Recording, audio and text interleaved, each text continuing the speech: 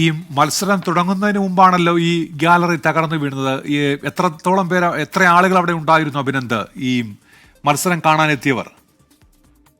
ഉന്മേഷ്, ഇത് ഒരു sevens football tournament ആയിരുന്നു സംഘടിപ്പിച്ചത്. ഇത് കോതമംഗലത്ത് അടിവാട് പ്രാദേശികമായി എല്ലാ വർഷവും നടക്കുന്ന ഒരു സെവൻസ് ഫുട്ബോൾ ടൂർണമെന്റ് ആണ്.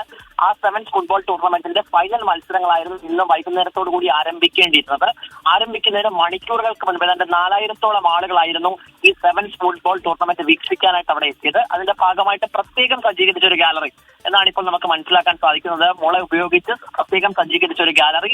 ആ ഗാലറിയിൽ ആ ഭാഗത്ത് ഈ അപകടമുണ്ടായ ഭാഗത്ത് 1500-ഓളം പേർ ഉണ്ടായിരുന്നു എന്നാണ് ഇപ്പോൾ ലഭിക്കുന്ന വിവരം. ആ ഒരു ഭാഗത്തേക്ക്, ആ ഒരു ഗാലറിയുടെ ഒരു ഭാഗമാണ് മറുവശത്തേക്ക് മറിഞ്ഞു വീഴുന്നത്. ആ മറിഞ്ഞു വീണതിനടുത്ത് കുറേയധികം ആളുകൾ ആ മുളയ്ക്കടിയിലേക്ക് പെട്ടു. ആ മുള കൊണ്ട് നിർമ്മിച്ചിരുന്ന ഗാലറിക്ക് അടിയിലേക്ക് പെട്ടു. ശ്വാസമുട്ടലടക്കം ഉണ്ടായി.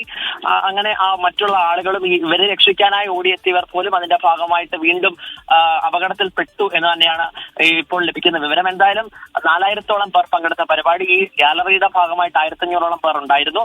അവർക്കിപ്പോൾ പരിക്കേറ്റ 15ഓളം പേരെ ഇപ്പോൾ ബസലിയസ് ആശുപത്രിയിൽ പ്രവേശിപ്പിച്ചിട്ടുണ്ട്. ഗുരുതരമായി പരിക്കേറ്റ 2 കുട്ടികൾ ഇപ്പോൾ ആലുവ രാജഗിരി ആശുപത്രിയിലും പ്രവേശിപ്പിച്ചിട്ടുണ്ട്.